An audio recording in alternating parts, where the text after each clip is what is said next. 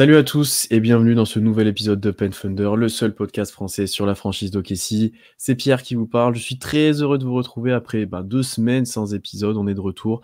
En même temps, c'est assez calme en ce moment, on est premier, tout se passe bien, on attend les playoffs, même un peu maintenant, c'est triste à dire, mais on attend les playoffs et de voir qui on joue. Mais quand même, on avait envie de parler un petit peu de certains joueurs. Donc on est là tous les trois, d'abord avec Constant. Comment ça va, Constant ? Ça va, ça fait 3 semaines même qu'on n'a pas enregistré. Oui, 2 semaines sans donc épisode et 3 semaines, ouais. donc on date un peu. Non, mais là, on va pas se cacher que là, on est en attente des playoffs. Moi, j'ai pris un peu d'avance grâce à Dunk Hebdo sur le fameux podcast du Power Ranking de nos futurs adversaires en playoffs. Je ne sais pas si vous, chers collègues, vous avez commencé à regarder un peu le reste pour classer un petit peu les équipes. Mais en tout cas, non, très heureux de vous retrouver. Et puis oui, c'est la routine. Là, ok, ici un peu moins bien là cette semaine, des matchs un peu frustrants, mais tant que ça donne des victoires, écoutez, on va pas trop se plaindre. C'est ça. On est exigeant maintenant, on veut des belles victoires, on veut pas juste des Bien victoires. sûr, bien sûr. Et on est avec Tom. Comment ça va, Tom ? Alors ça va, bienvenue sur le podcast de la meilleure équipe de la conférence Ouest pour l'instant. Est-ce que ça te Avec le meilleur bilan. Ouais, parce que il y a eu des Je sais pas si c'est la meilleure équipe. On est le meilleur bilan. Avec un gros serbe qui est pas dégueulasse. Hein. Ah Mais non, mais c'est vrai que oui, ok, ici on est plus exigeant maintenant. Maintenant, c'est vrai qu'on passe quand même de la preview du début de saison où on se disait, ouais, ça passe au play-in, est-ce qu'on va aller en play-off, tout ça, à est-ce qu'on va être premier de l'Ouest. Donc Ouais. franchement, on vit une belle vie quand même cette année. Oui. C'était, est-ce qu'on aura un meilleur bilan que l'année dernière ? Oui, on l'avait au bout de 60 matchs, quoi. En gros.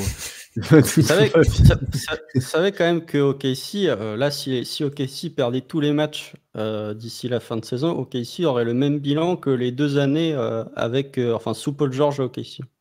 Même C'est bilan. fou, quand même. C'est Pas fou. mal. Donc on a tendance même tous à être un peu, des fois un peu aigris devant les matchs, pas contents de certains trucs, mais c'est parce qu'on est dans le luxe cette année un petit peu, du moins sur la saison régulière. On reviendra dans quelques temps maintenant, ça se rapproche de plus en plus sur les playoffs, sur les potentiels match-up. Mais on avait envie avant tout ça de parler un petit peu des rookies. On n'en a pas tant parlé que ça cette année, notamment sur Chet qui était très observé en début d'année, on n'avait pas beaucoup parlé, on n'a pas Cason Wallace, on n'a pas venu en profondeur sur lui.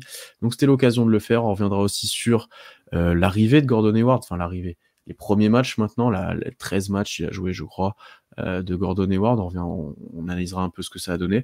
Et puis voilà, et on se prépare du coup comme OKC pour les playoffs, quoi. Concrètement, hein, on est prêt, on attend que ça. Il reste quoi, 15 matchs maintenant, un peu plus, 20 ? Ça arrive depuis 47-20 et il reste 15 matchs. Ouais. 15 matchs, ouais, c'est ça. Donc ça arrive bientôt. Messieurs, on va commencer pour une fois par celui qu'on met un peu moins de lumière sur lui, c'est Cason Wallace, qui fait une très bonne saison avec OKC, qui a joué tous les matchs, je me trompe pas. Ce sera peut-être un point qu'on discutera aussi. Oui, c'est ce que j'allais dire, ce sera peut-être un point qu'on dira aussi pour Chet, et on point de satisfaction, c'est qu'il a joué tous les matchs, c'est un des joueurs les plus réguliers du roster, toujours ses minutes en sortie de banc. Tom, je sais que toi et moi, on adorait Cason Wallace au moment de la draft. Est-ce que tu es déçu de lui ? Je ne pense pas. Est-ce que tu es plus que satisfait, je vais me dire. Je ne suis pas déçu de Cason Wallace. J'étais très fan au moment de la draft. Alors de là à ce qu'il ait déjà 20 minutes de moyenne à OKC dans un Thunder qui performe beaucoup plus que prévu, ça c'était pas forcément anticipé. Que dire de Cason Wallace ? C'est celui sur lequel on a peut-être le moins de trucs à dire qui changent au fur et à mesure de la saison parce qu'il est toujours très régulier. C'est toujours quelqu'un qui sort du banc, qui va jouer entre 15 et contre Memphis, il joue 23 minutes par exemple. Tout dépend en fait de l'utilisation des line-up que veut mettre Mark Daigneault, des besoins de l'équipe, etc. Mais globalement, c'est un des joueurs les plus importants du banc d'OKC. Gros impact défensif, toujours. Hein, il gratte pas mal de ballons en ce moment. Et il est toujours très, très collant, très gênant. En attaque, il tourne à 50% au tir, 40% à 3 points, donc on est très content. Mais même quand les tirs rentrent pas forcément, c'est pas un mec qui est forcément hyper dépendant de son adresse pour exister, dans le sens où il va toujours prendre quelques bonnes décisions, etc. Et c'est très très rare de voir un mauvais match de Cason Wallace.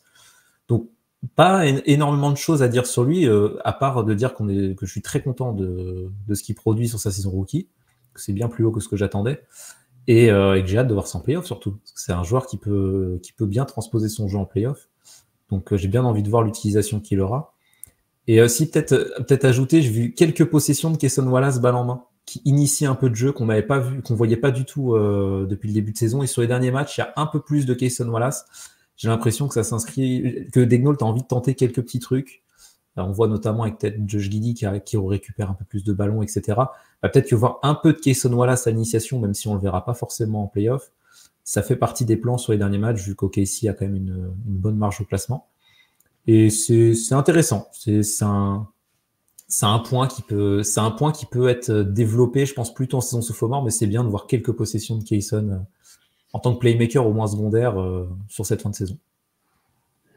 La marge au classement, tout dépend de quelle équipe tu te compares. Parce que si c'est la marge vis-à-vis de 3. Denver ou de... Ouais, voilà. Ouais, top 3. Top 3, c'est bien déjà. Mais bon, si tu pouvais avoir, ne serait-ce que l'avantage du terrain sur 2 séries, allez, je te demande pas de finir first seed. Pas 2 séries, il faut finir deuxième. Termine deuxième. On va perdre au premier tour, Constant. On va perdre au premier tour. C'est ça, c'est pour ça que j'ai fait oula. Face aux Lakers, aux Warriors, aux Suns, aux Mavs. Peut-être, j'ai pas encore vu les Rockets, mais sinon j'ai vu à peu près toutes les équipes qui sont entre la 7e et la 10e place dire ces équipes-là peuvent taper OKC au premier tour. Bah venez, on vous attend.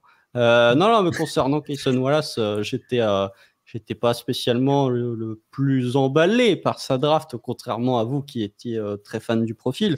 Finalement, il a largement dépassé toutes les attentes qu'on pouvait avoir en lui. Déjà, c'est un des seuls rookies en début de saison. On se disait oui, peut-être qu'il fera un peu de G-League, il ira un peu se former, mais en fait, il était tellement bon qu'il a sauté la case de G-League. Et finalement, oui, c'est une saison assez très régulière. Cason Wallace, il y a eu quelques périodes où il était un peu moins bon. Je n'ai pas souvenir exact, mais il me semble qu'il y a une période de 1 ou 2 semaines où, je crois même dans les articles de récap de semaine, il me semble que dans un des articles, il était en négatif, je ne sais plus lequel. Sinon, non, très belle saison de la part de Cason Wallace. Défensivement, on connaissait déjà le profil et finalement, on n'est pas déçu. Alors, il y a quelques rookie mistakes où parfois, il va mordre à une feinte. On l'a vu notamment, il me semble que c'est face à Butler où il se fait avoir sur quelques pump fakes qui sont des erreurs que tu peux imputer à un rookie, mais que tu peux corriger facilement. Et puis après, comme l'a dit Tom, dans le collectif du Thunder qui consiste à provoquer beaucoup de pertes de balles, il est très intéressant, beaucoup de deflection, capable de piquer des ballons sur le dribble aussi et pas seulement sur les lignes de passe. On l'a vu lors du match face à Dallas et lors du match face à Memphis. Et en attaque, au début de saison, il y avait très peu d'initiation. Finalement, Mark Daigneault avait compris ses points faibles en disant que c'était pas forcément quelqu'un qui pouvait créer pour lui et c'était pas forcément quelqu'un qui était capable de faire du playmaking pour les autres. Donc, on l'a utilisé un peu en espèce de meneur un peu Suendi, ou en tout cas qui évolue pas mal off-ball. Il était très bon dans les corners. C'est toujours un des meilleurs shooters à 3 points dans le corner cette saison, dans une équipe de KC où tu as assez peu de joueurs finalement qui sont dans les corners à tirer à 3 points. Donc, c'est important d'avoir ce registre-là. Sinon, belle finition près du cercle, finalement, ce qui était un de ses défauts du côté de Kentucky. Belle qualité athlétique, plus que ce que j'avais imaginé. Donc voilà, c'est un très bon finisseur près du cercle. Il est à 76% de finition au cercle cette saison. Au niveau des guards, il n'y a que Micic qui fait mieux et Davion Mitchell à Sacramento. Autant vous dire que ce n'est pas le même volume. Donc voilà, 58 sur 76 près du cercle. Donc on n'est pas non plus sur un échantillon très élevé, mais non, il coche toutes les cases. Après, à l'initiation, on verra ce qu'il en devient. Mais en tout cas, c'est un joueur très utile et c'est tout ce qu'on pouvait demander. Ouais, pour le coup, je vous rejoins complètement sur plusieurs points que vous avez dit, mais en fait, j'ai l'impression que tous les points potentiellement positifs à sa draft, on les retrouve. Tous les points un peu dans l'entre-deux, notamment son tir, par exemple, je sais qu'on n'était pas forcément d'accord, Constant et moi, sur ça, et il l'a validé. Et tous les points noirs qu'on s'attendait, donc la création balle en main, en fait, on lui dit, tu fais pas. Oublie, comme ça, c'est réglé. Et du coup, c'est assez agréable parce que tu as un rookie qui n'a pas l'air d'être un rookie, qui est, je pense, l'un des joueurs les plus près de la QV à l'instant T. On pourrait faire la liste, mais c'est dans le top 5 des joueurs les plus près ou les utiles. Si tu dois démarrer... à jouer dans une équipe qui gagne, peut-être. En plug and play, oui. En plug and play, tu vois, il y a beaucoup de joueurs, je trouve, dans la QV. Bon, il y a les jumeaux Thompson, bien entendu, mais t'en as pas mal. T'as Koulibaly qui est pas prêt, Black qui est pas prêt. Il y a pas mal de joueurs qui, pour moi, sont bien moins avancés que lui, déjà, à l'instant T, j'entends. Alors, attention. Il est dans le trio avec Raquez et Pods de ces joueurs qui ont été draftés plus bas et qui sont utiles. Ouais. Après, lui, il est 10, quoi. C'est plus haut quand même que les autres. Oui, même Derek Lively, finalement, qui apporte bien à Dallas. Oui, c'est vrai. Après, tu vois, un Brandon Miller, est-ce que dans une équipe compétitive, il serait prêt? Je pense. Mais bon, là, il est pas... c'est pas le cas, quoi, concrètement. Et non, après, je rejoins ce que tu disais, Tom, sur l'aspect balle en main, qu'on a l'impression que des fois, il a un peu plus de responsabilité. Bon, dans le garbage time, on lui donne toutes les possessions possibles, effectivement. Et je crois que même ça a été déclaré par Daigneault tout Presti, que c'était l'objectif de l'été prochain déjà pour lui, d'avoir un peu de répétition balle en main, si je peux dire, parce que concrètement, le reste est tellement déjà, c'est pas poussé, il va encore progresser, bien entendu, mais c'est tellement déjà prêt, comme on l'a dit tout à l'heure, que ouais, peut-être qu'en ajoutant ça, t'ajoutes une arme potentielle pour OKC. Et voilà, après sa régularité, bon, certes, il joue tous les matchs, mais il les joue tous plutôt bien. Il n'y a pas d'énorme écart, il n'y a pas de performance dégueulasse vraiment.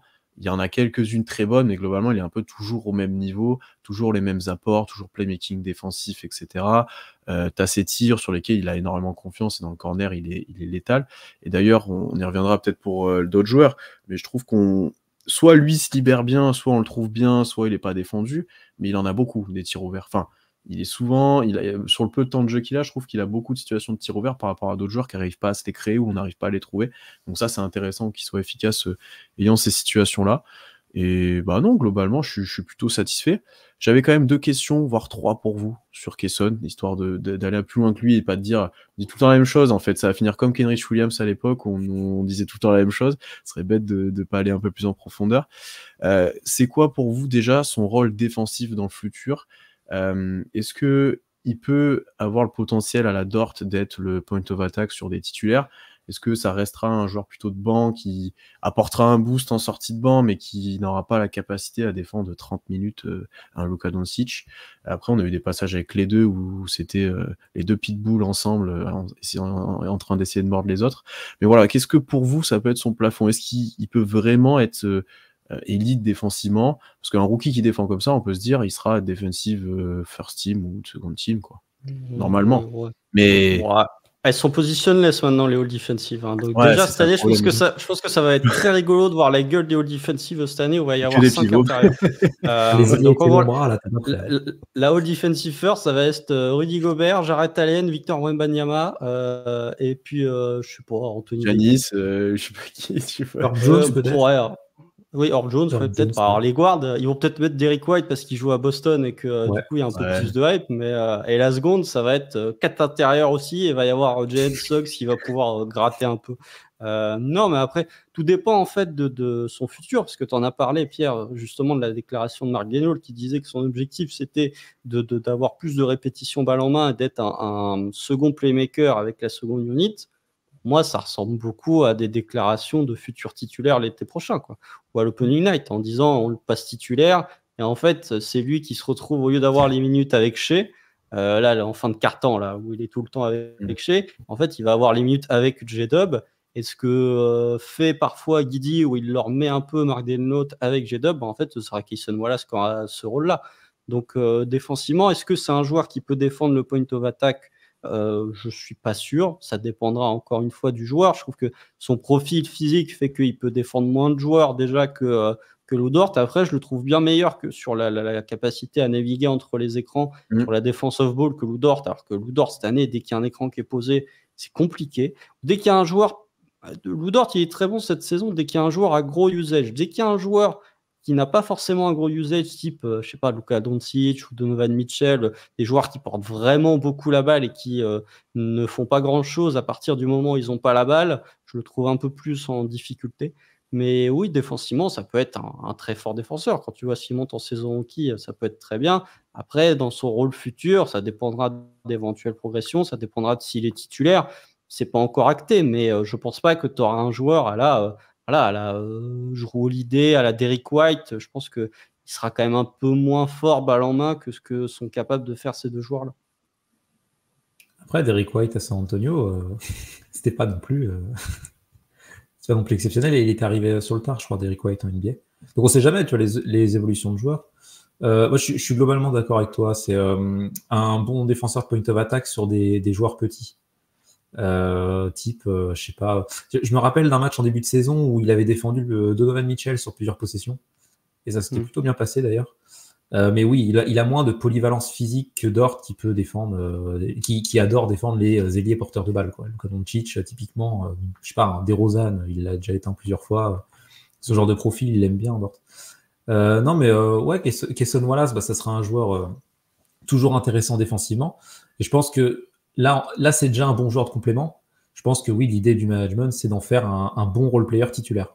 Pas forcément plus, t'as pas forcément besoin d'ailleurs, mais d'en faire voilà un joueur que tu mets dans ton 5 et calibre. Je sais pas, si tu veux prendre l'exemple d'une équipe championne, c'est pas le même rôle, hein, mais Kentavious Caldwell-Pope, c'est un super titulaire en NBA. Est-ce que Cason Wallace est capable d'atteindre ce statut-là? Pas en jouant pareil, mais en étant un joueur de complément, un 5e titulaire parfait, quoi. KCP, c'est le 5e titulaire, ce qui est pour l'instant ce qui est Lou Dort. Ce qui manque à OKC, c'est le 4e titulaire, c'est le Aaron Gordon d'Eric White, en gros. Ce que devrait être Josh Giddey et ce que Josh Giddey n'est pas. Lou Dort, c'est un 5e titulaire très correct, hein, surtout avec le 3 points. Mais oui, peut-être que Cason Wallace, en fait, c'est Davion Mitchell, mais qui est suffisamment grand pour être capable de rester sur le terrain et suffisamment adroit en attaque pour être capable de ne pas handicaper son équipe. Après, certains te diront qu'il nous manque une deuxième option, Constant. Hein. Je pense. Regardez Jalen Williams. Oui, non, mais peut-être que certains seront moins chauds, mais ouais, peut-être que certains te diront ça. Je suis d'accord avec vous sur l'aspect de taille qui, pour moi, est problématique et que je reviendrai dessus sur la question d'après que j'ai pour vous. Et après, sur le rôle, moi, j'aime bien, en fait, aussi off-ball. Tu vois, par rapport à un Lou Dort, je le trouve presque meilleur off-ball parce que peut-être un peu plus fin, un peu plus dynamique, etc. Et même quand il est off-ball et que tu as un joueur qui va driver, peut-être sur Lou Dort, lui, il va laisser traîner ses grands bras, il va aller toucher la balle ou autre. Tu vois, il fait beaucoup de playmaking, je trouve, là-dessus, où il n'est pas forcément sur le joueur directement. Bon, ça arrive et qu'il prend la balle, mais il va laisser traîner les bras, il va avoir le bon timing sur une petite pocket pass ou des choses comme ça, et il va relancer derrière. Et d'ailleurs, comme tu as dit, Constant, il est très bon ensuite pour aller finir près du cercle ou pousser la balle, etc. Il est très efficace. Donc ça, c'est intéressant.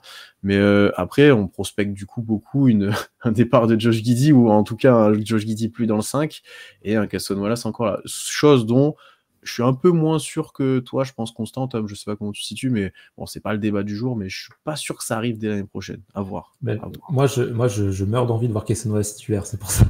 En fait, le peu de fois où on l'a vu titulaire cette année, quand il y avait des blessés, à chaque fois c'était bien. Donc je le trouve tellement bien dans ce rôle-là en plus. Après, pour moi, beaucoup de usage, je trouve que c'est génial pour lui. Pour moi, si tu mets titulaire à côté des autres, tu manques de taille et de poids. Parce que Lou Dort n'est pas grand, parce que Shai, aussi fort qu'il défende, etc., s'il doit défendre un joueur un peu plus grand, plus physique, ça peut être. T'as pas l'impact, t'as pas de rebond. Jalen Williams, poste 4, c'est sous-dimensionné quand même s'il a un énorme impact athlétique. Et t'as Chet au milieu, qui, dans le poids, qui joue quand même de plus en plus. C'est compliqué, tu vois. Pour moi, à terme, ça peut être Dort, hein, ton titulaire qui saute. Hein. Je sais pas si tu veux, tu vois, Constant parlait de la 4e option. Si tu veux choper une 4e option, Denver, l'exemple, ils l'ont chopé par trade, Aaron Gordon. Peut-être que dans un trade, tu fous Dort et tu te dis, on n'a plus notre spécialiste du point of attack, mais on a plusieurs options pour défendre les mecs. Je sais pas, Jalen Williams plutôt sur les ailiers, Cason plutôt sur les guards, par exemple, ou ce genre de truc. C'est un truc qui se réfléchit. Après, ça, c'est une question d'opportunité, c'est plutôt à moyen long terme. Là, à court terme, je suis d'accord avec toi, c'est pas facile de savoir qui va sortir du 5 pour mettre Cason Wallace, si on veut mettre Cason Wallace. Je pense que Lou Dort est encore trop important parce que c'est lui qui permet d'avoir derrière les joueurs qui font du playmaking défensif off-ball. Là, je regardais du coup Cason Wallace, il est dans le top 30 des joueurs qui font le plus de deflection, sachant qu'il sort du banc. Et le premier, c'est Shai. C'est pas un secret si Shai, on le voit, dès qu'il est sur des joueurs qui portent la balle, c'est tout de suite beaucoup plus compliqué. Ce qui est plus intéressant, c'est de l'avoir en playmaking défensif, un peu en free safety, capable de couper les lignes de passe, capable de toucher les ballons. Et si tu n'as pas un Lou Dort qui est capable d'avoir une assise défensive, c'est pas possible que ça fonctionne aussi bien. Donc moi, je sais pas.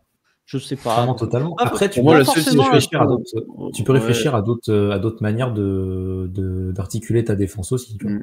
Là, en l'état, moi, je garde Lou Dort, il n'y a pas de souci. Mais à moyen long terme, à voir comment évolue l'équipe. Pour moi, le seul cas où ça arrive, c'est que tu fais un trade genre Giddey et Dort dans un package pour récupérer un ailier, par exemple. Et du coup, tu as moins cette problématique de taille, mais par contre, tu peux te permettre de mettre un guard qui défend fort, tu vois. Je sais pas quel exemple j'aurais. Est-ce que si tu récupères, t'envoies Giddey et Dort, c'est que tu récupères Bridges? Est-ce que du coup, tu mets Cason dans le 5 à la place, tu vois? Bon, peut-être. Il est trop petit, Michael Bridges. Mais il est petit aussi, tu vois. J'ai même pas d'exemple de mec qui irait. Paul George. Ouais, est-ce qu'il y a une grosse différence de taille entre Paul George et Michael Bridges? Je me rends pas compte. Hein. Il me semble que Michael, il fait moins de 2 mètres et Paul George, il fait plus de 2 mètres. Hein. Michael, Ou alors je mets Bridges plus grand. Ou, Michael, il est alors c'est Basketball Référence, mais Michael, il est listé à 1,98. Paul George est listé à 2,03. Ah ouais, tu vois, Et moi même je le pas du tout. Je suis surpris. Ouais. Bah, écoute, Mais oui, dans la taille de Paul George, voilà, Paul George sinon, mais tu vois, t'as moins cette problématique-là, effectivement. Non, mais tu prends Dorian Finney-Smith, bah voilà, oui, effectivement, tu as un ailier défensif. Mais après, je pense que c'est aussi, enfin, Marc Denault t'en a parlé, c'est aussi un parti pris de, oui, quand tu es petit, tu cèdes un peu de taille, mais du coup, ça permet de débloquer autre chose. Enfin voilà, je pense qu'on s'en est bien rendu compte cette saison, et on s'en est bien rendu compte via la draft, c'est que c'est un parti pris, ça va avoir son lot de défauts. Alors parfois, ça masque un peu, notamment sur le rebond, où parfois on dit oui, c'est parce qu'on est petit, alors c'est juste que tu fais pas les efforts. Mais ça peut déclencher d'autres choses. Offensivement, tu peux être beaucoup plus imprévisible aussi. Donc, d'ailleurs, on n'en a pas parlé aussi, mais Cason Wallace, c'est souvent dans les situations où c'est le guard qui pose l'écran, c'est souvent Cason Wallace qui est utilisé en tant que poseur d'écran.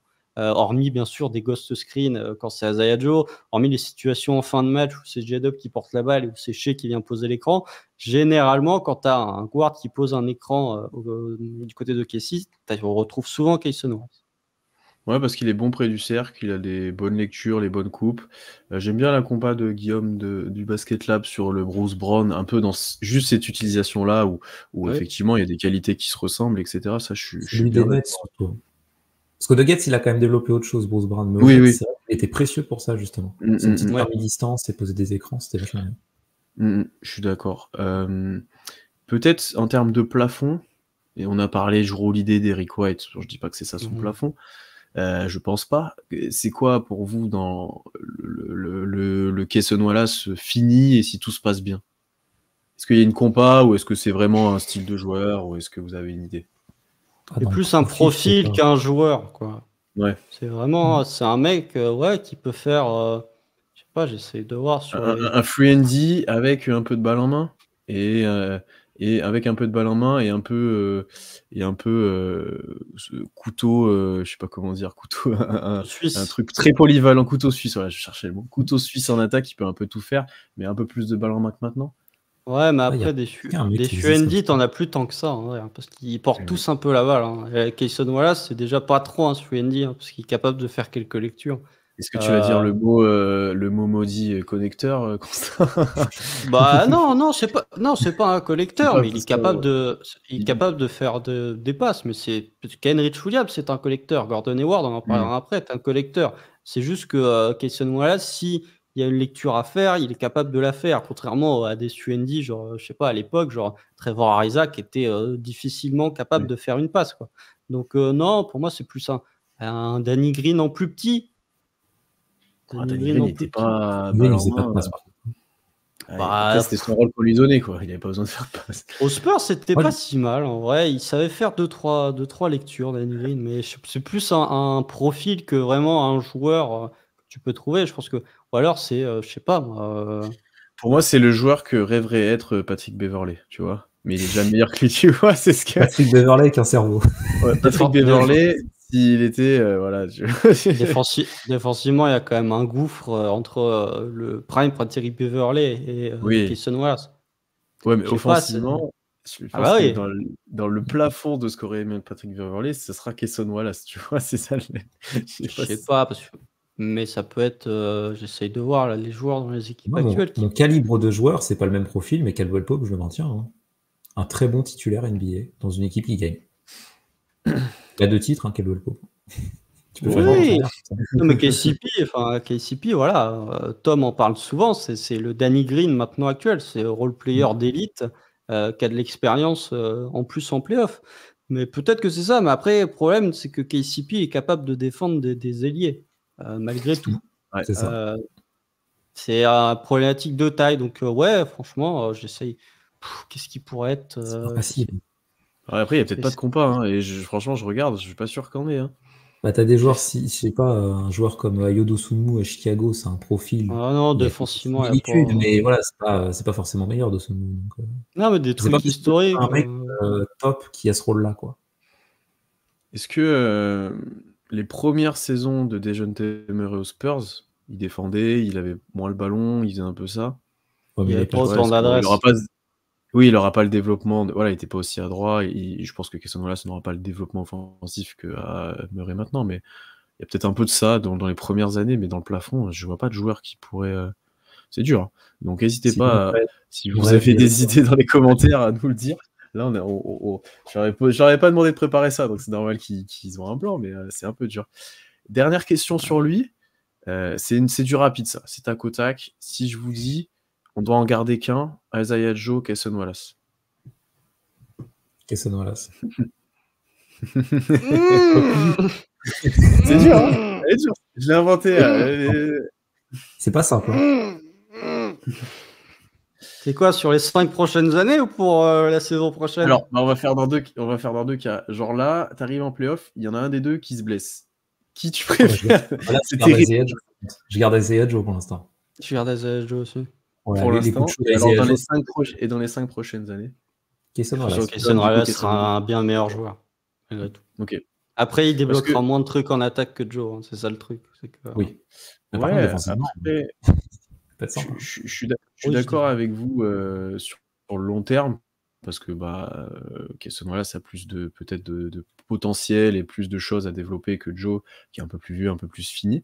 Après, même maintenant, qui défend le mieux actuellement? Je pense que je prends Wallace quand même. Oui, mais après, Joe se défend aussi. C'est pas pareil, parce que Joe...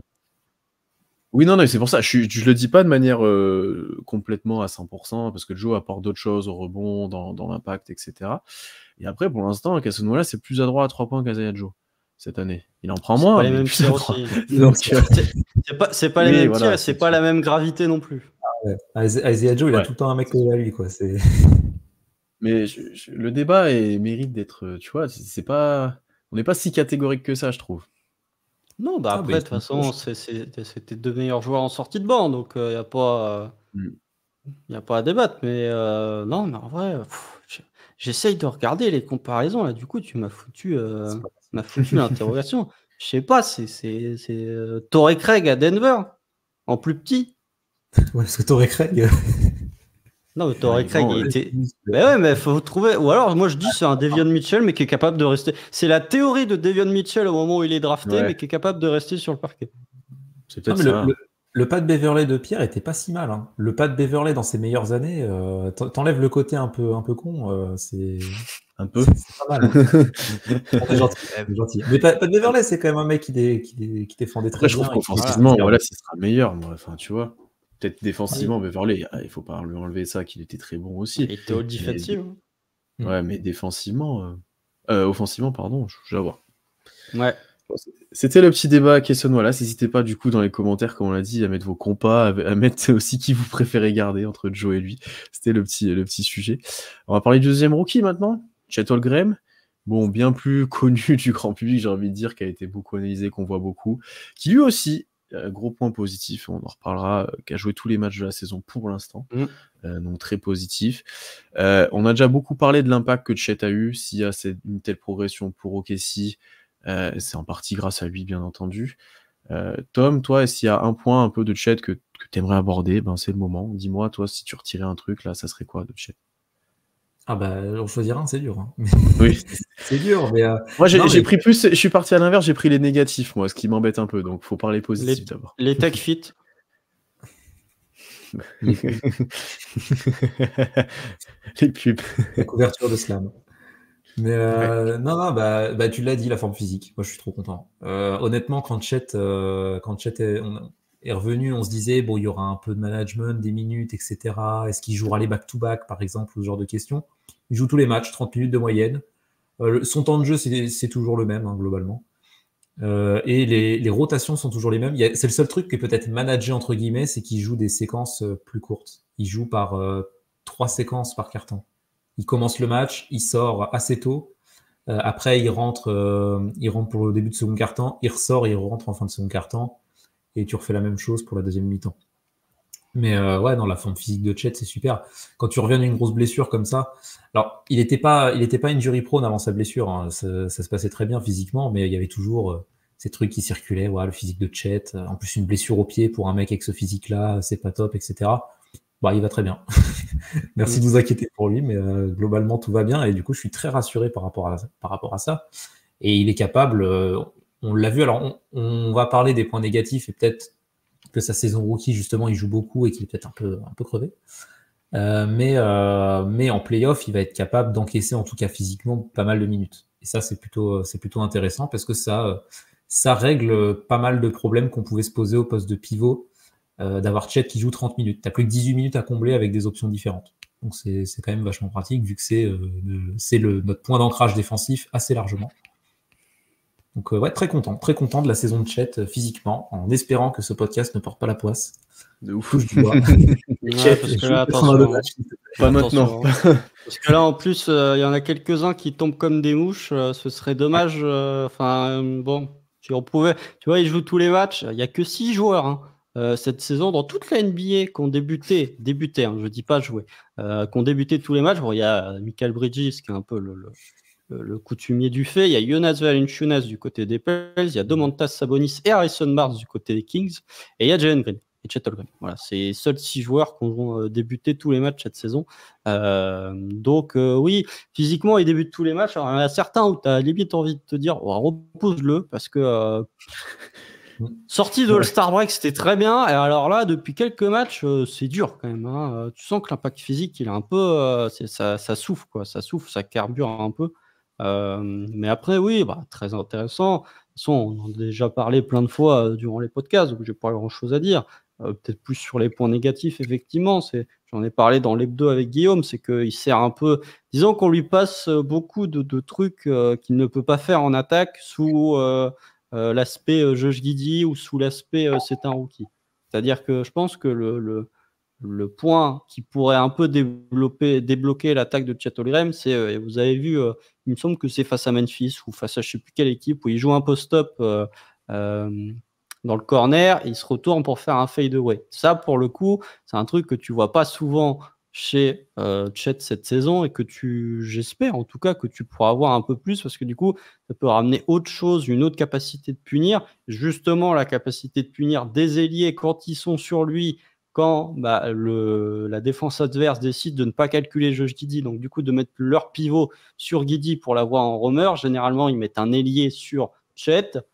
C'est l'exemple le plus frappant pour moi cette saison, c'est McDaniels, les Wolves avec Jaden McDaniels qui avait mis Chet sur lui sur quasiment les 4 matchs où on a joué les Wolves cette saison, où Chet n'a jamais réussi vraiment à sanctionner ce manque de taille et ce manque, même physiquement, je suis pas loin de dire que McDaniels est pas loin d'être plus étoffé physiquement que Chet en dehors de la taille, donc c'est un point sur lequel il doit un petit peu progresser. Le rebond, il y a des situations où en fait il va contrer, mais il va se mettre hors de position pour prendre le rebond. Et comme derrière ça ne suit pas, il y a le rebond offensif qui se fait prendre dessus. Et puis même l'attraper un petit peu plus fort le rebond, hein, parce que parfois la balle lui glisse un petit peu des doigts. Donc ouais, voilà, c'est sur ce point-là, moi, où je voudrais le voir un peu meilleur dans les années à venir. C'est difficile de lui reprocher ça en étant rookie, mais punir les fois où il a un avantage de taille sur son vis-à-vis, que ce soit via du post-up ou que ce soit, je sais pas, peut-être en essayant de jouer dessus avec le pick and roll ou avec le pick and pop, je sais pas comment il pourrait le faire, mais punir ces avantages de taille qu'il peut avoir. Moi, je te rejoins complètement en fait sur l'utilisation demi-terrain, en fait, j'ai envie de dire, où des fois, je suis un peu frustré de comment il joue, de ce qu'il fait. En fait, la majorité du temps sur demi-terrain, quand il score balle en main, c'est quand il va faire un drive, il va faire un river sur un grand, il va réussir à passer ses bras, il va scorer. Mais effectivement, il sanctionne pas physiquement l'adversaire, alors qu'il a l'avantage de taille très souvent. Là où, si tu compares la compa facile, Wemby est certes plus grand, mais alors sa taille, il l'utilise vachement bien comparé à Chet. Mais il est tu vois, dans beaucoup les plus grand. fadeaway. Oui, il est beaucoup plus grand. Mais tu vois, dans les fadeaway, comme il a dit, alors qu'il est capable, dans les rebonds où tu pourrais tirer sur des gars, enfin, il y a plein de choses où tu te dis, serre-toi un peu de ta taille. Et j'ai un peu de mal après avec ces ISO, des fois, on lui donne la balle, il essaye de driver, c'est un peu laborieux, il fait des grands pas, voilà. Alors, il est en énorme progrès là-dessus depuis le début de saison. Ça a beaucoup progressé, ça lui a permis de scorer. Il score plus qu'on attendait, même d'ailleurs. Hein. Et après, quand j'ai regardé les stats, en plus, il est en ISO pur, il est à la même nombre de points par possession que Shai. Il a 1.15. Donc, j'étais assez surpris. Donc, j'ai dit. C'est pas le même volume après. Hein. Pas le même volume, bien entendu. Mais du coup, j'ai dit, bon, ça confirme pas ce que j'avais envie de dire dans le podcast, mais j'ai quand même le dire. Donc, voilà, j'ai envie alors, soit qu'on l'utilise différemment, soit qu'il continue de se développer, mais ça va venir, hein, il est déjà très fort, mais il va continuer de se développer, bien entendu. Mais tu vois, en pick and roll, en tant que rollman, alors je sais qu'on sent que tu voulais parler de ses postes d'écran, mais il a 1,3 points par possession, et on voit en fait quand il est servi dans le bon timing, quand il a la balle, voilà, il est très efficace. Ça, c'est un vrai plus qu'il a apporté au Casey, une nouvelle dimension à l'attaque qui sert beaucoup. Et après, ces derniers temps, tu sens que ouais, le tir est un peu plus court, c'est un peu plus dur de garder son rythme, tu sens que c'est plus scouté, donc le pick and pop, il sort et il l'oblige à driver, où il est un peu moins à l'aise forcément. Donc ça joue un petit peu, et il a pas une régularité au tir encore. Bon, c'est très bien, mais on n'est pas au niveau de Lou Dort non plus des premières années, mais il y a un peu des vagues, je trouve, quand même. Il y a des passages où il est très bon et des passages où il est un peu moins bon au tir. Sur la saison, il est quand même à 39%. Oui, c'est pour ça que je dis, on n'est pas dans les vagues, voilà. Et après, donc c'est un peu ça qui m'embête, moi, offensivement. Et après, et je rejoins un point que tu as dit, Tom, je trouve que, alors physiquement, il est là tous les soirs, il a les minutes, etc. Mais dans l'impact physique, tu le ressens sur lui. Parce qu'il est léger, parce qu'il saute partout, parce qu'il a un énorme rôle défensif, parce que tout est un peu dur pour lui s'il doit pousser les joueurs, etc. Et en fait, dès que l'énergie n'est plus là, je trouve que son impact diminue un petit peu, parce que tu n'as plus le même dynamisme pour aller défendre le pick and roll, tu n'as plus le même dynamisme près du cercle pour aller contrer, aller faire un second saut de l'autre côté ou aller prendre leur bon. Tu vois, il y a des fois où ça se ressent que c'est dur, c'est un peu plus dur de pouvoir gérer ça. Donc, est-ce que physiquement il est dans le dur? Est-ce qu'il a besoin de repos? Alors qu'il y a eu le break, là, il y a quelques jours de repos, ça tombe bien. Est-ce que ça reviendra? Est-ce qu'il a besoin de travailler aussi? Parce que c'est une saison rookie, il n'avait pas joué de longtemps, donc c'est normal que ça tire un peu sur l'organisme, tout ça. Mais je trouve qu'on le ressent un petit peu, des fois qu'il manque un peu de jus. Et j'espère qu'en playoff, bon, je pense que vu la mentalité qu'il a, ça ira. Mais j'espère qu'en playoff, ça sera pas préjudiciable. Mais encore une fois, sur les grands moments, Chet a toujours été là. Il a été exceptionnel toute cette année. S'il n'y a pas un ovni, il est rookie de l'année 100 fois. Enfin, voilà, tout va bien, tout va bien. On est c'est comme avec OKC, on est très dur avec lui, mais il fait une très grande saison. De toute façon, quand tu arrives au point où on est le Thunder, c'est les détails qui font tout. Hein. Ouais. Oui, là, OKC est plus à jouer le play-in, à se dire, à avoir des grands trucs qui peuvent faire changer. Et là, si tu es premier de conférence, tu vas te retrouver sur des petits détails, mais qui finalement peuvent changer de beaucoup de choses. Ils peuvent avoir de grandes implications dans le futur. Donc, tu vois, tu parlais du fait que défensivement, il était moins impactant. J'ai regardé les stats depuis le 1er février. OKC n'est que la 12e défense de NBA. La défense est quand même un peu moins forte. Lui, déjà, est un peu moins fort. Par contre, au rebond, je le trouve plus impactant. Je le trouve meilleur, un peu plus sûr, justement. Il est à 9 rebonds, là, quasiment de moyenne, après le All-Star Break, là où avant, il était à 7 et quelques. Donc voilà, il y a eu quelques doubles-doubles. Même là, face à Memphis, tu vois, alors que Jaren Jackson Jr., c'est un profil plus athlétique que lui. Je ne l'ai pas trouvé tant en difficulté que ça, en tout cas sur la prise de rebond. Même contre Memphis, tu vois, tu parlais de son utilisation sur demi-terrain. Il y a quelques séquences où il sanctionne sur des flotteurs à 1 ou 2 mètres. Là, je trouvais ça intéressant. On ne le voyait pas souvent. Après, en playoff, écoute, au moins, il aura 5 jours de repos entre le dernier soir de la régulière et le premier match des playoffs. Donc, peut-être un peu plus si les scénarios sont déjà fixé que OKC peut se reposer potentiellement sur le dernier match face à Dallas ou voire même les 2 derniers, on ne sait pas, en espérant qu'il ne se blesse pas d'ici là, bien sûr. Mais sinon, non, je trouve que d'accord avec vous. Après, on verra. Peut-être qu'en playoff, déjà, il jouera plus de minutes parce que je ne suis pas sûr qu'il restera à 30 minutes en playoff. Voir comment cette équipe du Thunder, qui est généralement assez conservatrice en termes de minutes jouées, comment elle va répondre physiquement à Shea qui aura plus de minutes, J-Dub qui aura plus de minutes, Lou Dort qui aura plus de minutes. On aura le temps d'en parler. Mais voilà, effectivement, c'est difficile de lui en demander plus, mais il y a quelques situations. Tu vois, Pierre, tu as parlé de situation de pick and roll. Parfois, il n'est pas très bien servi non plus, notamment Shea qui, globalement, c'est pas très bien utilisé le rollman quand il fait du pick and roll. J-Dub, ça marche beaucoup mieux. Mais voilà, c'est difficile aussi parce qu'il est souvent au large. Finalement, il n'y a pas tant de situations comme ça où il est vraiment en tant que rollman, plus en pop justement pour permettre les lignes de drive. Donc oui, c'est difficile de lui en vouloir, mais on est exigeant, c'est normal, on est exigeant. Ouais, il y a une action qui vient de me revenir contre Memphis qui m'a fait halluciner. C'est Cason Wallace qui reçoit la balle à gauche, qui punit un close-out qui attaque le panier. Il s'arrête à mi-distance, il voit Chet à 2 mètres du panier et il fait une passe à alley-oop en no-look. Il regarde même pas où il va. Et t'as Chet qui finit en go-go gadget au bras, le dunk. Ah oui.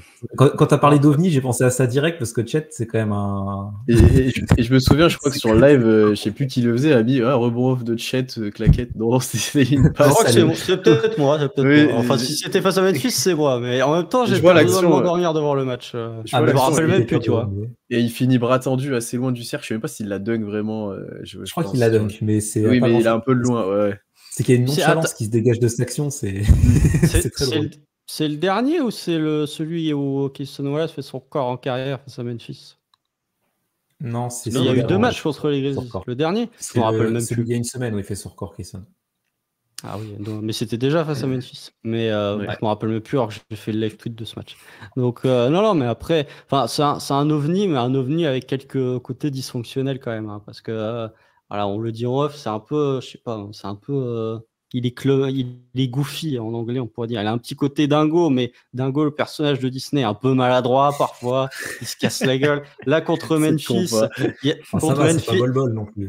Non, mais contre Memphis, il y a une balle à 50-50, il y va les pieds en premier et pas la tête la première.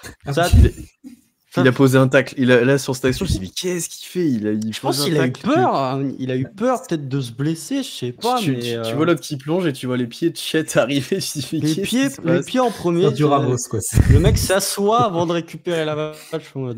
Même avec quelques situations, il me semble que c'est contre Indiana, les situations très dangereuses. Vous avez un joueur qui prend une charge et Chet qui est derrière. Et du coup, le joueur en tombant peut lui retomber sur le genou. Ça a blessé plus d'un joueur, notamment Gilbert Arenas. Et il me semble que c'est arrivé contre Indiana, et quand tu vois ça, tu fais « Oula, attention quand même ». Donc voilà, on va surveiller quand même le physique, mais effectivement, il a un côté parfois un petit peu dingo, qui est un peu rigolo, on va dire. Sur certaines situations, tu fais « Il est un peu maladroit, quoi ». Moi j'aime bien. Faites des montages. Regardez certaines actions de Chet, c'est vraiment de la maladresse, mais avec un côté joueur qui n'a pas conscience de sa taille et qui est un peu maladroit, quoi. Un peu éléphant dans un magasin de porcelaine. Après, il y a des fois où tu as l'impression qu'il sait pas ce qu'il fait, que c'est maladroit, et il finit par un truc, il met un tir en cuillère sous le cercle, sous le joueur, et tu fais bon, et ça marche régulièrement, donc on prend, mais ouais, je vois ce que tu veux dire. T'as rarement avec Chet ça arrive des fois en trailer où il va dunker, mais t'as rarement des tout droits pour aller au cercle, quoi, hein. T'as rarement des trucs simples, purs, voilà, comme Jay Williams peut faire, je vais à gauche, je tire, boum, fini. C'est rarement ça avec Chet, c'est plus, il y a plus de basket ou de skills à mettre en place pour pouvoir scorer. Et juste pour ajouter un dernier point, je le trouve bien mieux scouté par les défenses adverses. Tu vois, typiquement, les actions en transition où tu avais un meneur qui allait piquer le point of attack ou le joueur qui allait sortir sur Chet qui arrive en trailer pour qu'il puisse, pour qu'il puisse tirer. Ça passe plus. Il a plus ces tirs-là. C'est contre qui qu'il en avait mis plein. En début de saison, c'est pas contre les Cavs où il en plante un énorme là-dessus en trailer pour revenir. Tu vois, cette action-là, on l'a de moins en moins, je trouve, parce qu'elle est mieux défendue et parce qu'ils ont identifié qu'on jouait ça très régulièrement, concrètement. Et je trouve que globalement, voilà, les défenses comprennent un peu mieux là où il veut aller, comment il faut le défendre, etc. Bon, après, il y a du talent et il y a un tel joueur qui score quand même, mais je trouve qu'il est mieux défendu aussi qu'avant. Ça c'est normal, mais après, c'est parce que, si les adversaires, théoriquement, même si ça se voit pas trop ces derniers temps, mais aussi, encore une fois, pour des problèmes de line-up et ton spacing se résume à ton moins bon tireur. Donc, quand ton moins bon tireur, c'est Josh Giddey, tout de suite, c'est plus difficile. Mais si jamais les équipes défendent plus le pick and pop, factuellement, ça ouvre un peu plus les lignes de drive. Sauf que pour ça, faut pouvoir jouer en 5-out. Tu peux pas toujours jouer en 5-out. Et pour Chet, son 3 points là, 45 degrés en première attention, on le voit souvent ces derniers temps. Alors qu'il soit ouvert ou qu'il soit pas ouvert, il en prend pas mal avec un pourcentage de réussite qui est assez aléatoire, voire en net baisse ces derniers temps. C'est aussi parce qu'il prend quasiment 3 points dans le corner. 4% de ses tirs, c'est des 3 points qui sont pris dans le corner. Et pour le coup, c'est peut-être un domaine sur lequel tu peux le cacher un peu plus dans un corner, presque l'utiliser comme un ailier finalement, hein. Surtout si tu veux lui mettre des minutes avec Gene Williams. Seul problème, c'est que t'as pas de réel poseur d'écran quand il est sur le parquet si tu le mets dans un corner. Ou alors, je sais pas, tu essayes de faire justement Cason Wallace qui pose un écran et Chet qui est dans un corner pour avoir un drive and kick potentiellement. Mais c'est sûr que quand la géométrie du parquet au niveau de tes tirs pris, quand il n'y a pas les corners, forcément, les adversaires vont un peu plus pouvoir te scouter que si tu es beaucoup moins imprévisible. Enfin, si tu es beaucoup plus imprévisible sur quel endroit du parquet tu vas prendre ton tir. Ou alors quand J'étais en train de réfléchir, est-ce qu'il y a beaucoup de grands qui shootent dans le corner? Parce que je réfléchissais à un truc à la con, mais le corner, c'est quand même vachement petit pour mettre tes pieds quand t'as des grands pieds.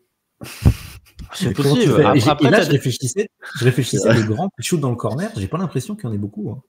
Bah, je trouve Après, que même t'as au KC, des Jelin ailiers, et Kenrich, on en prennent plus que lui quand il joue poste 5. Kenrich, ouais, mais tu vois, Kenrich, c'est un profil ailier, quoi. Il joue Ouais, 5 mais- parce qu'il a plus de dos et qu'il est vieux. Mais même si contre Memphis, Non, là, il y a eu un contre sacré Memphis, contre Memphis, Ouais. tu vois, je perds pas espoir. Donc, on en parlera vrai quand on parlera de Gordon Hayward. Je me disais, tiens, en fait, Kenrich, dès que tu le remets sur un poste d'ailier, alors peut-être.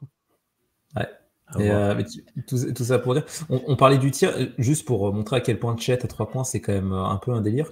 Je regardais Brook Lopez ces saisons à 3 points, parce que c'est quand même un peu un cheat code quand il rentre ses tirs, Brook Lopez.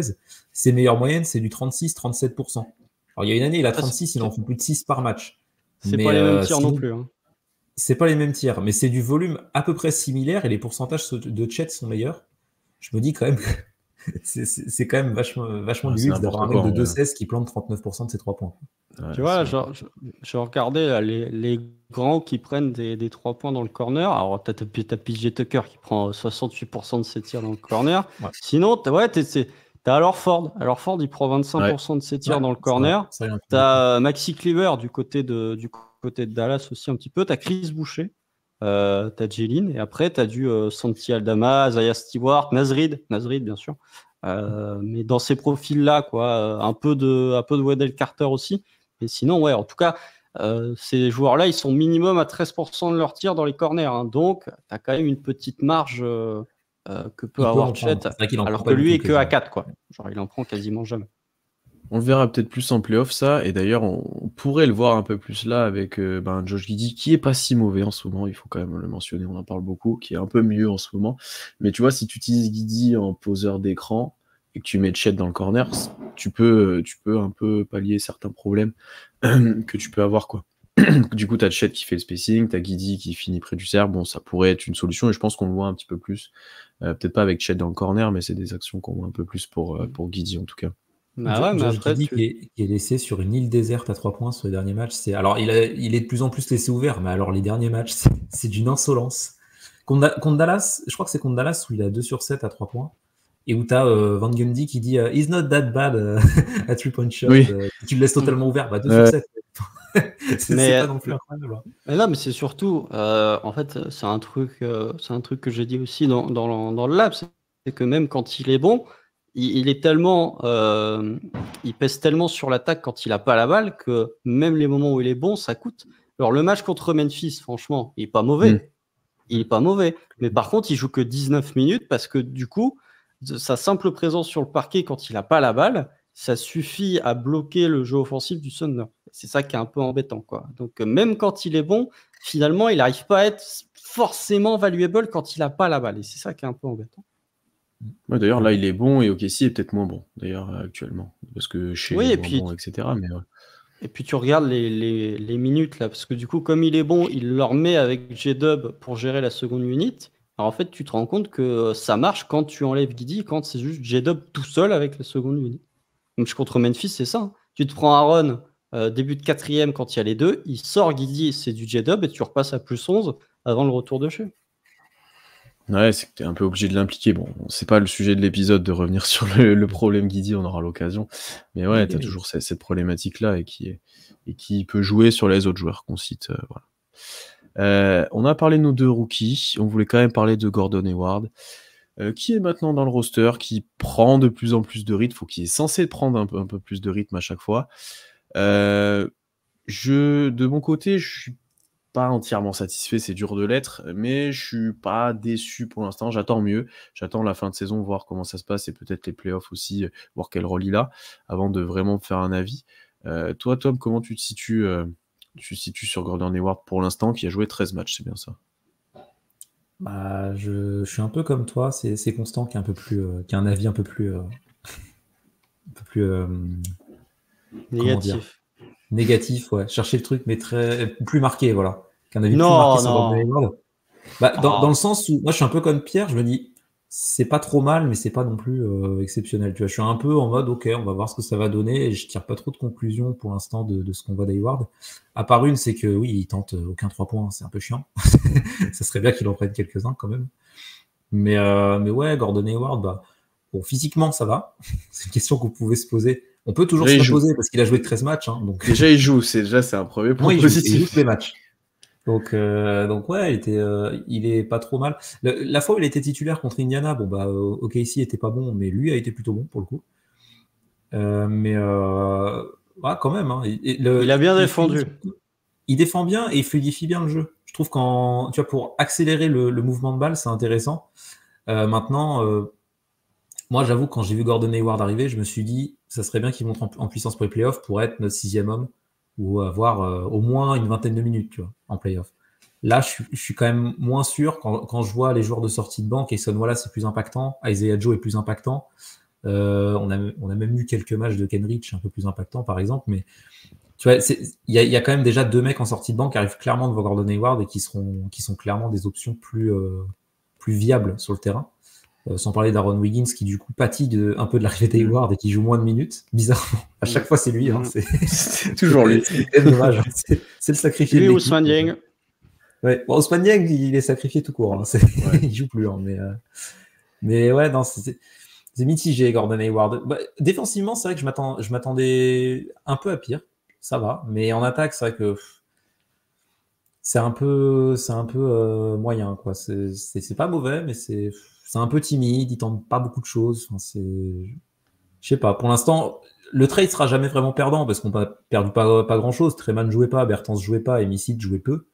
Mais j'attendais un peu plus d'impact quand même de Gordon Hayward. Donc il reste 15 matchs pour voir s'il monte en puissance et s'il arrive à se trouver un rôle dans cette équipe, à être impactant sur 15-20 minutes au moins. Mais là, pour l'instant, c'est moyen, quoi. 15 matchs avant les playoffs. Non, mais en fait, moi, ce qui m'embête, déjà, j'étais pas très chaud à l'arrivée de Gordon Hayward, déjà. Mais ce qui m'embête, c'est ce que j'ai dit en off, c'est que c'est le 6e homme, quasiment. En tout cas, c'est le premier qui sort du banc. Là où avant, c'était Kayson Wallace. Et certains matchs, le match contre Indiana, par exemple, il finit. Alors, Indiana, je pense surtout que c'est une question de match-up.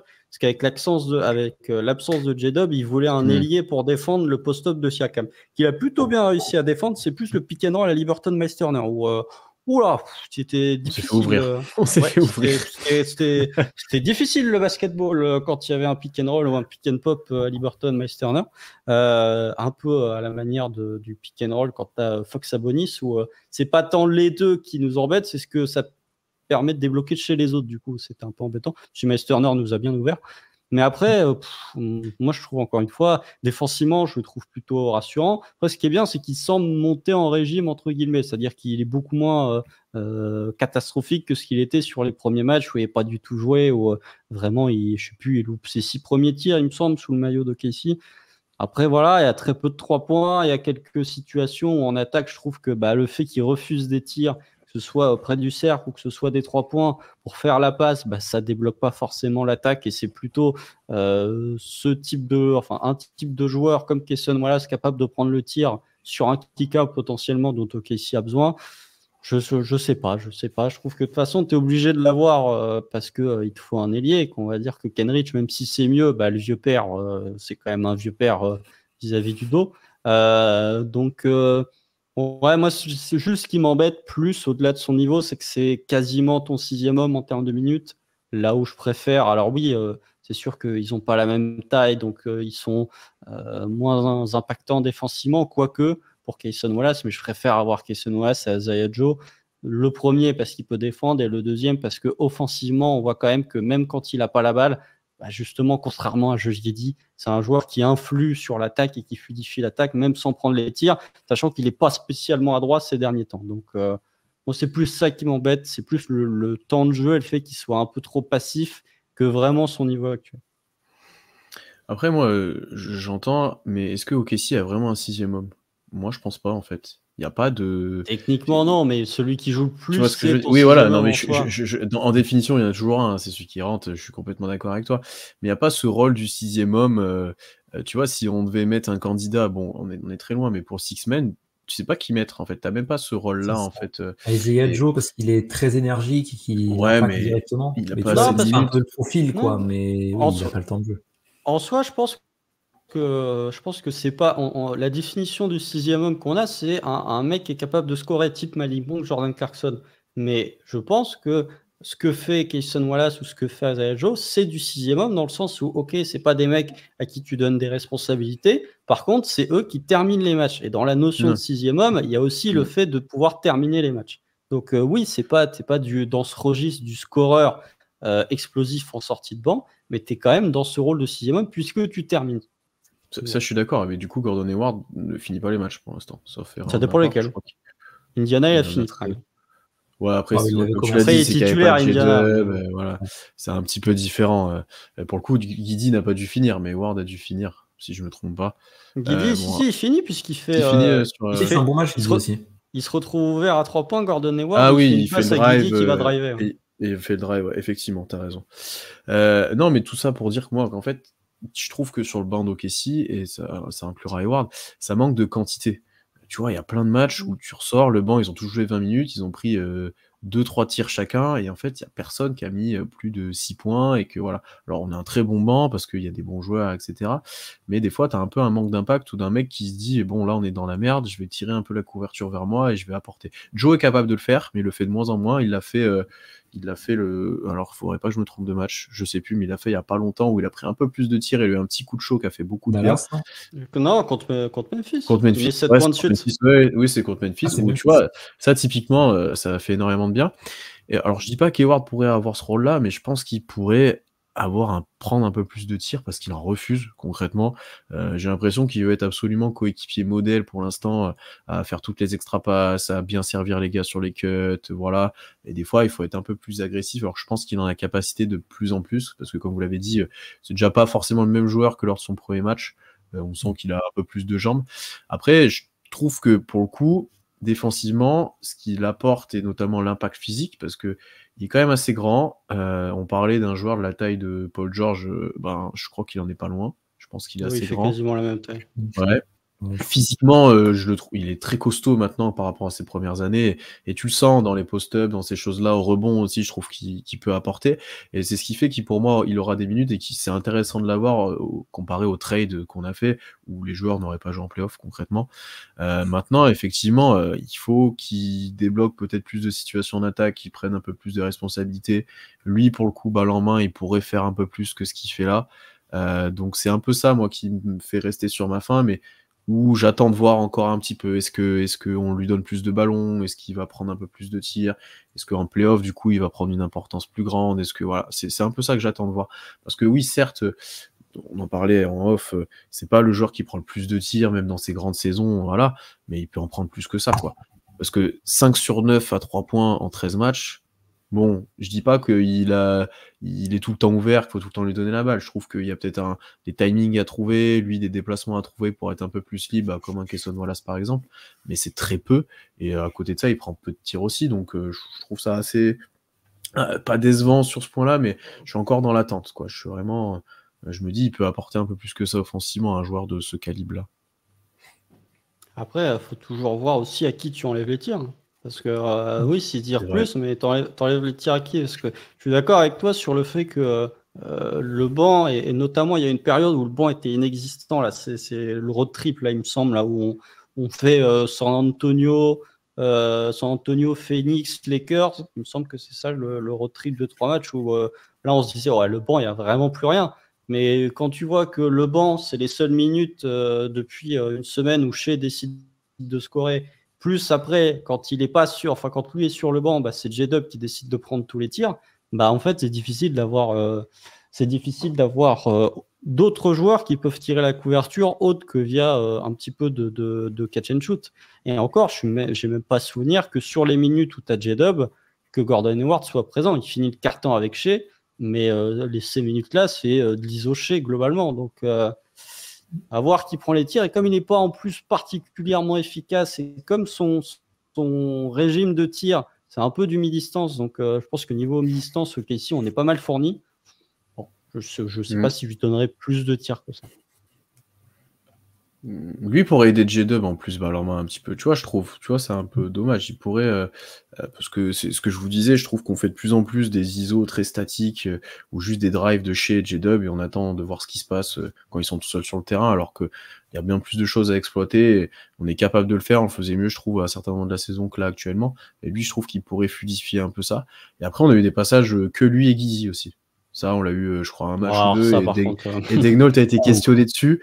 Il a dit on se prépare à toute éventualité, machin et tout. Ouais, il nous joue du flanc un peu là. Ouais, là, je sais pas, j'espère qu'on n'aura pas ça en playoff, quoi, concrètement. Oui. Mais voilà, on a eu ça aussi, effectivement. Où là, pour le coup, je pense qu'il a eu un peu plus la balle et encore. Là, à ce moment-là, c'est Daignault, c'est le même. Je sais pas, j'ai pris n'importe quoi. Il a tenté des trucs. Non, mais ok, c'est le moment d'expérimenter, mais vaut mieux expérimenter maintenant que d'expérimenter en playoff. Mais tu peux être sûr que la line-up Didi, Gordon Hayward, tu l'auras pas en playoff. Sans les autres, ouais, non, c'est impossible. C'est impossible. Ou alors, si c'est ça, là, pour le coup, il faudra se poser des questions peut-être sur la distribution de minutes de Mark Daignault, mais... Ou alors, si ça marche, imagine encore pire. Non, mais imagine ça marche. Si ça marche en playoff, là, pour le coup... la résurgence de Guidi et Gordon Hayward. Imagine ta solution en playoff, tu te rends pas compte, en fait, c'est Guidi avec que des shooters autour, tu laisses chez c'est improbable. C'est pour ça qu'il met Mike Muscala à tous les matchs. Il se prépare à ça, c'est le Mike Muscala poste 5. Là. Tout le monde était content, mais qui est-ce qu'il est cramé? Oh là là. Non, il est bien en cheerleader. Muscala. J'étais pas content pour le niveau. Hein. Moi, j'étais content pour le fait qu'il revienne, hein, c'est tout. Hein. C'est ça. On est content, là, il ambiance le public et tout, il est là, il applaudit, c'était bien. Mais quand il rentre sur le terrain, c'est dur, par contre. Ah, c'est très dur. Et puis après, c'est bon. Lui au Bismack Biyombo, donc bon. Biyombo très peu tenté. On l'a très peu tenté, Biyombo, en plus, ouais. Alors, quand fallait défendre Youssouf Tourkic, et puis voilà. Ouais. On le verra peut-être plus quand il faudra défendre Anthony Davis au mois d'avril. Peut-être. On va pas teaser les prochains épisodes. On va pas teaser les prochains épisodes.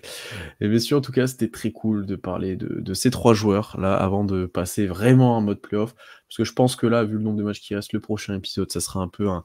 Je pense qu'on peut faire une tier list des équipes qu'on veut affronter. Power ranking. Mais une tier list, c'est encore plus drôle, je trouve. C'est encore plus, ça dépend si on le fait en live ou pas, mais c'est encore plus, c'est assez drôle. Et je crois que Trash Talk l'a fait, le Power Ranking en tier list, ou je sais plus comment ils ont fait. C'était assez intéressant dans le format. Faut même en faire 2. Faut en faire en niveau de difficulté, genre tier list, au Power Ranking du plus confiant au moins confiant de remporter une série. Ouais. Et ensuite, un Power Ranking de l'équipe qu'on a le plus envie d'affronter à l'équipe qu'on a le moins envie d'affronter. Niveau narratif et odeur du sang. Je suis d'accord avec toi. Et là, pour le coup, du coup, l'équipe qu'on a peut-être le plus de chances de remporter une série sera loin d'être la première en niveau narratif qu'on va affronter. Donc, c'est peut-être même inversé. Je sais pas, à voir.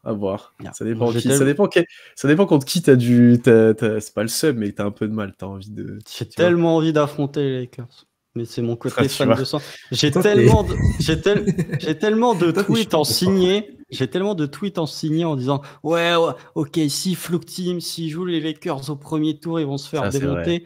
Et par contre, si on les tape, alors si on perd, c'est des trucs en playoff. Hein, si tu perds, t'as l'air con. Par contre, si on les tape, je vais être intenable. C'est vrai. Non, je suis d'accord avec toi. Mais on va faire ça, je pense, dans le prochain épisode. Donc, en attendant, abonnez-vous partout pour pas louper ça. Toutes les plateformes d'écoute, bien sûr Twitch, YouTube, etc. N'hésitez pas à laisser en commentaire, du coup, à vous aussi donner votre avis sur des choses qu'on a pu dire, sur les 2-3 petites questions qu'on s'est posées aussi. Et puis, on se retrouve très vite pour un nouvel épisode. Il reste plus beaucoup de matchs de saison régulière. Après, en playoff, on verra jusqu'où on va. Ça se trouve, il reste que 19 matchs. On dit plus maintenant, c'est pas, machin et tout. On dit, on sera en playoff. Voilà. Oui, ça se trouve, il reste que 19 matchs. 15 plus 4, et puis la saison est finie. Ça se trouve, il en reste encore, encore au moins 30, 40. Voilà, on sait pas. On verra. Les playoffs de fou. Je t'avoue que par contre, 40, je suis pas prêt. Moi, je suis prêt, attention. Mais s'il reste 25 matchs, ça veut dire t'as 4 séries, hein, parce que 7 x 3, 21. Oui. Donc, 21. 4 séries. 40, c'est un peu beaucoup. Des séries de fou. Hein. C'est des belles séries playoffs. Peut-être qu'il en reste 30. Par contre, ça fera du contenu, parce qu'avec ce qu'on vous prépare sur les playoffs, là, pour le coup, ça fera pas mal de vidéos. Attention. Voilà, donc c'est le moment de vous abonner, c'est le moment de vous mettre à suivre OKC si vous le faites pas encore. On accueille même les fans des autres franchises. Si votre équipe est pas en playoff, venez, c'est pas grave, on vous accueille. Et puis d'ici Ok. là, portez-vous bien. Salut à tous. Salut! Salut.